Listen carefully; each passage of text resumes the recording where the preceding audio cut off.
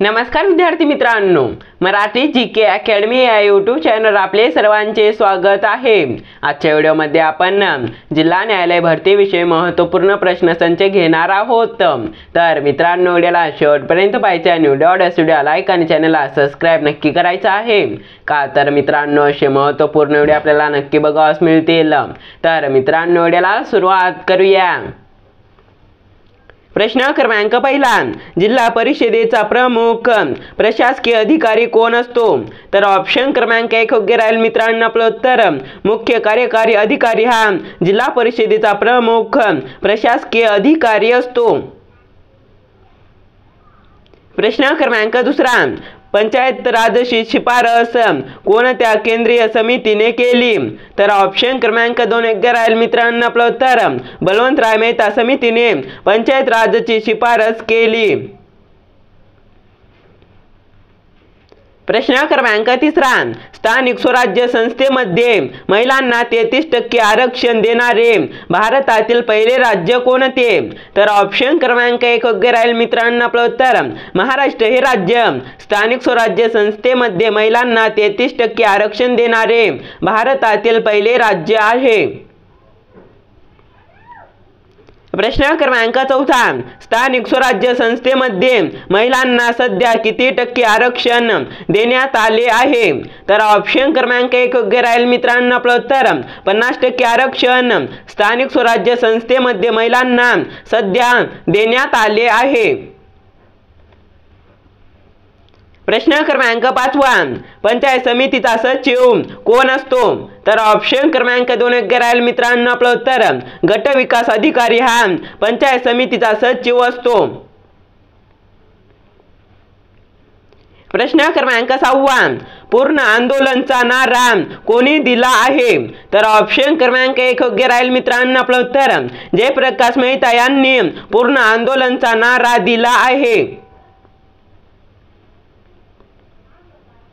प्रश्न क्रमांक 7, Indian national आर्मीची स्थापना कोणी केली? तर ऑप्शन क्रमांक 1 योग्य राहील मित्रांनो आपलं उत्तर सुभाषचंद्र बोस यांनी इंडियन नॅशनल आर्मीची स्थापना केली। प्रश्न क्रमांक 6, छत्रपती शिवाजी महाराजांच्या काळात यांच्या मार्फत राज्यकारभार चालत असे?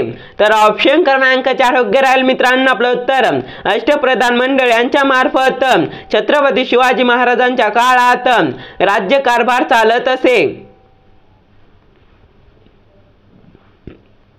प्रश्न क्रमांक 9, विधवा पुनर्विवाहाला मान्यता देणारे कायदा कोणी केला?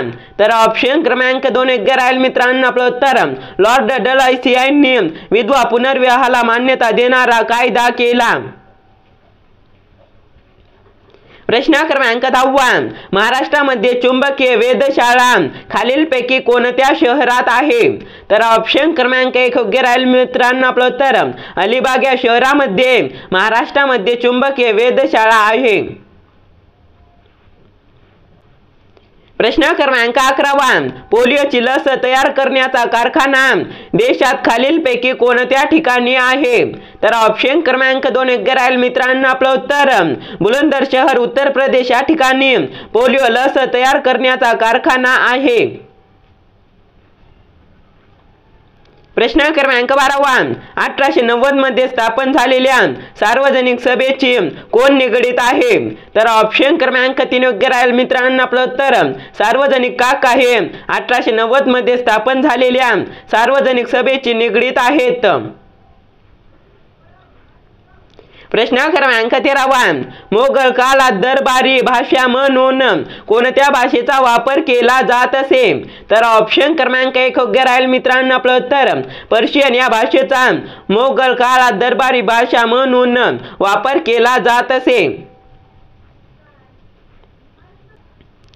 प्रश्न क्रमांक 14, भारतीय नौदलाचे जनक असे कोणाला म्हटले जाते? तर ऑप्शन क्रमांक 4 योग्य राहील मित्रांनो आपलं उत्तर छत्रपती शिवाजी महाराजांना भारतीय नौदलाचे जनक असे म्हटले जाते। प्रश्न क्रमांक 15 17 जून 1948 रोजी घोषित करण्यात आलेल्या भाषावार प्रांतरचना आयोगाचे अध्यक्ष खालीलपैकी कोण होते? तर ऑप्शन क्रमांक 2 योग्य राहील मित्रांनो आपलं उत्तर न्या एस केदार हे आयोगाचे अध्यक्ष होते।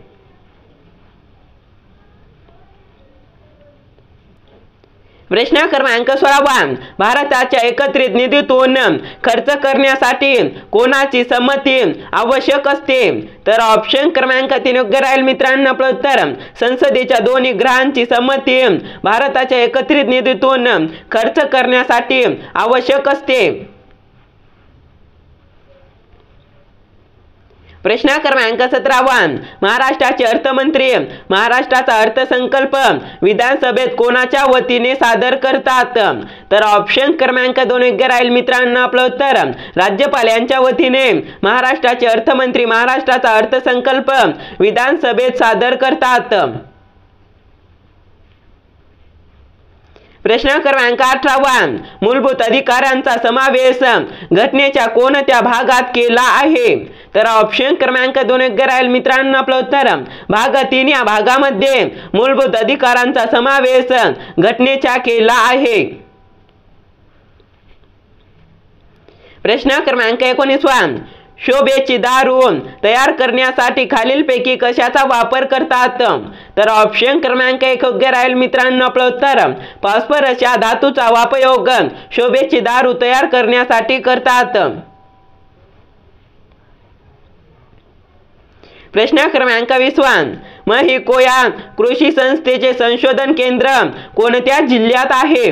तर ऑप्शन क्रमांक 3 योग्य राहील मित्रांनो आपलं उत्तर जालना या जिल्ह्यामध्ये महिको या कृषी संस्थेचे संशोधन केंद्र आहे। प्रश्न क्रमांक 21 मिठागरांचा जिल्हा म्हणून कोणत्या जिल्ह्यास ओळखले जाते?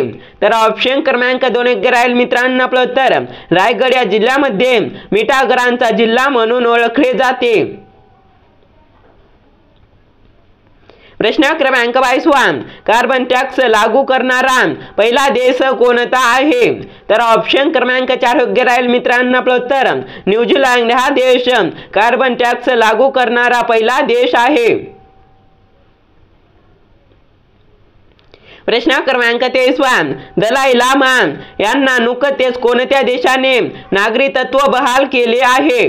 तर ऑप्शन क्रमांक 3 योग्य राहील मित्रांनो आपलं उत्तर इटली या देशाने दलाई लामा यांना नुकतेच नागरिकत्व बहाल केले आहे। प्रश्न क्रमांक 24 जगातील पहिली हायड्रोजन रेल्वे कोणत्या देशात सुरू झाली होती? तर ऑप्शन क्रमांक 4 योग्य राहील मित्रांनो आपलं उत्तर जर्मनी या देशामध्ये जगातील पहिली हायड्रोजन रेल्वे सुरू झाली होती। प्रश्न क्रमांक 25 अटाकामा वाळवंट खालीलपैकी कोणत्या खंडात पसरलेले आहे? तर ऑप्शन क्रमांक 3 योग्य राहील मित्रांनो आपलं उत्तर दक्षिण अमेरिका या खंडामध्ये अटाकामा वाळवंट पसरलेले आहे। प्रश्न क्रमांक 26 खालीलपैकी कोणास भारतीय चित्रपट सृष्टीचे जनक म्हणून संबोधले जाते? तर ऑप्शन क्रमांक 1 योग्य राहील मित्रांनो आपलं उत्तर दादासाहेब फाळके यांना भारतीय चित्रपट सृष्टीचे जनक म्हणून ओळखले जाते। प्रश्न क्रमांक 27 कोणत्या शहरात संयुक्त राष्ट्रसंघ अन्न प्रणाली शिखर परिषद 2021 आयोजित करण्यात आली? तर ऑप्शन क्रमांक 1 योग्य राहील मित्रांनो आपलं उत्तर न्यूयॉर्क या शहरात संयुक्त राष्ट्रसंघ अन्न प्रणाली शिखर परिषद 2021 आयोजित करण्यात आली।